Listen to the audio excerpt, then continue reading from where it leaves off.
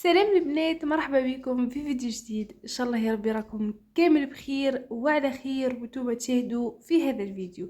رجعت لكم بعد غياب من العيد الصغير، ما ظهرتش، كانت الظروف واسباب وعطلة رمضان وعطلة العيد، وهنا رجعنا لكم وصفات جديدة تحمر الوجه وتكون بريزونتابل في كامل مناسباتكم الخاصة ايامكم العادية.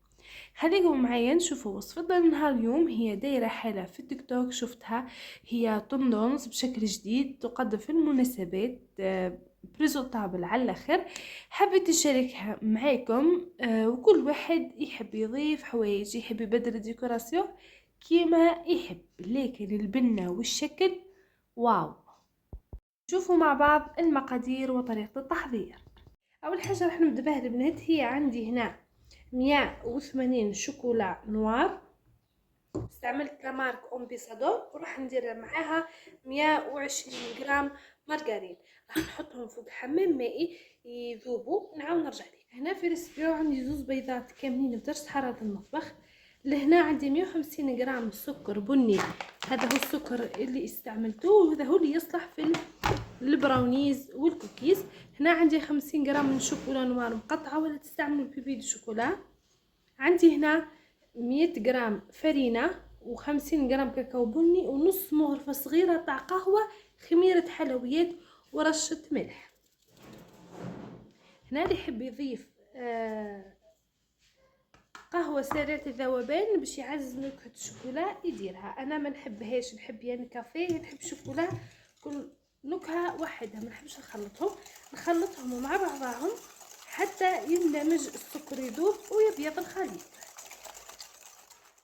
كما تشاهدوا البنات خلطوا بركة بالفواه حتى ابيض الخليط وتبدل لونه. جبت خليط الشوكولا والمارغرين بعد ما ذابوا، خلطهم مليح حتى تحصلت على هذه لابريونس الشابة. راح نضيفها مباشرة على السكر والبيض بهذا الشكل، نخلطهم مليح حتى يندمجوا.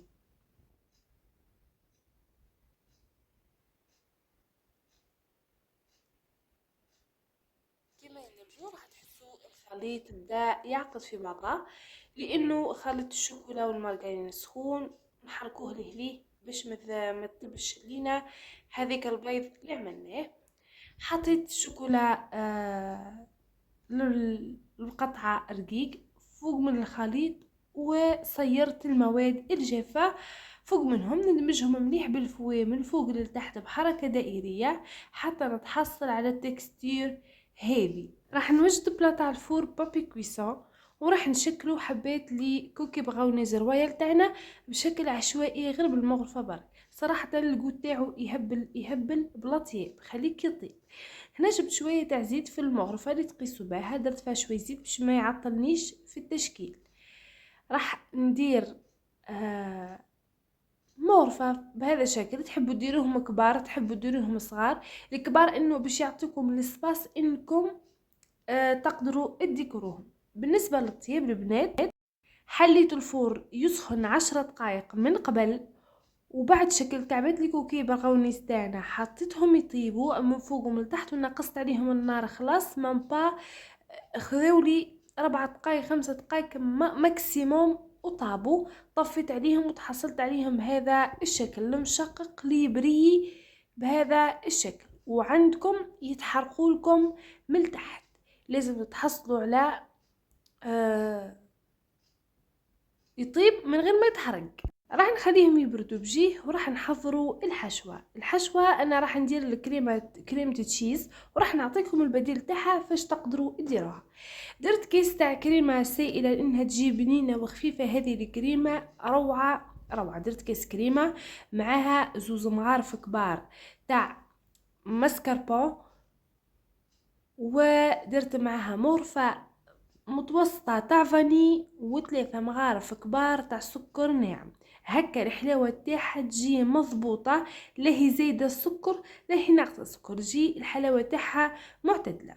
بالنسبة إذا حبيتوا تبدلوا الحشوة باقتصادية، تقدروا تديروا كريم باتسير كي تطيب وتعقد، تقدروا تديروا معاها 100 الى 150 غرام شوكولا بلون، وتذوبوهم مليح معاها وتخلطوها وتخلوها تبرد، وتقدروا تحشوا بها هذه الكوكي براونيز تاعكم باش تشد لكم الشكل ما تسيحش على الجوانب. الحشوات تاعنا درت لي كريمه الحشو في بوش، درت معاها سوبر كريم وتقدروا تبدلوه باي هو حابينه. درت كرانشي كراميل وباتا تارتيني روشي المرجان. لهنا راح نعمل زوز حشوات في هذو الكوكي براونيز رويال كيما راكم تشاهدوا. درت الكريمه وخليت فراغ في الوسط، وكذلك عملت بذوق الفريز حشيتها كامله بالكريمه من الداخل، وتقدروا تضيفوا فوق من الكريمه قطع فريز، لكن انا ما حبيتش نعمل هذا الشكل. كما راكم تشوفوا شكلت حفرات في الوسط، هذيك هي باش نحشاها الحشوات اللي خيرتها. هذه كمية تقطع لكم 9 حبات كوكي براونيز رويال دوبلي. حشيت اول كعبتين بالكرانشي كراميل، والثاني عملتهم بلا باتا تارتيني مرجان روشي، والثالثه كي تحبوا ديروها بلا بات بيستاش. انا ما كانش متوفره عندي في الدار، وليت عملت سوبر كريم كيوي، وصراحه جد ما شاء الله. يعني هنا في الفيديو هذا استعملت وش عندي مكونات في الدار، يعني تقدر ديرها واحد، تقدر تشكلها كيما بغيتي. لهنا الحبه كيما تحبش توقف لكم نحولها شويه جزء في القاعده تاعها باش تقدر كي تحطوها تتحط ما تعوجش ليكم. حطها فوق بعضها فقط بهذا الشكل، يجي شكلها شباب ربي يبارك يهبل. كمل نحطهم كل زوج حبات فوق بعضهم بعد ما كنت خيرتهم، كل زوز يجوا قد قد. هنا درك التزيين في الوجه راح يكون اختياري ولا حسب ذوقك ولا حسب المناسبه تاعك واش متوفر عندك وتقدر انت تزيني بيه. انا راح نعطيك ايدي وانتي تخيري واش حبيتي.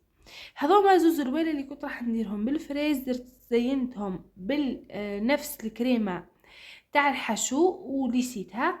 الثانيين يعني الكعبتين الاخرين عملتهم نفس الحشو من الداخل، من فوق درت باتا تارتيني روشي، والاخرين عملتهم بالكرانشي كراميل في الوجه.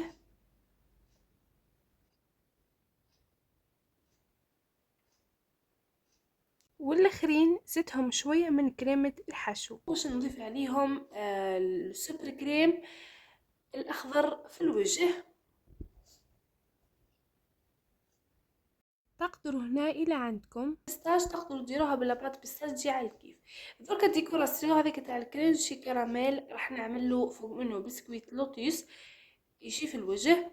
تاع الكيوي راح نعمل فيه شويه بيستاش اخضر. البيضه ذيك راح نعملها بالفريز، والشوكولا راح نزينها بترونسفير روشي. وكما قلت لكم يبقى التزيين اذا حبيتوا تعتمدوها كطلبيات. طبعا البري تاعها راح يكون فوق 10,000 وعلى حسب المكونات تستعملها انتي والحشوات والديكوراسيون اللي تستعملي، وتبقى الفكرة الاختراع وانتي على حسب وش حابة وش ديري. بالنسبة للتقديم يا البنات ما يتقدمش جديد، راح طيبوه قبل المناسبة تاعكم بنهار مثلا في الليل وتحشوه وترجلوا له اموره وتخلوه يبقى الديكوراسيون هو الاخير قبل المناسبة ولا قبل ما تمدوا للكليون الحاجة اللي طلبتها تزينوه بكل سهولة عليه انه يجي مقرمش شوية على الاول، لكن كي يتشرب هذيك الكريمة راح يولوا طري اكثر، ووقت اللي يتكل يتعض كل شيء مع بعضه ما يتفتت ما يتكسر ما تخرج الكريمة على الجوانب ما والو. وهذه نصيحة مهمة جدا هزوها بعين الاعتبار.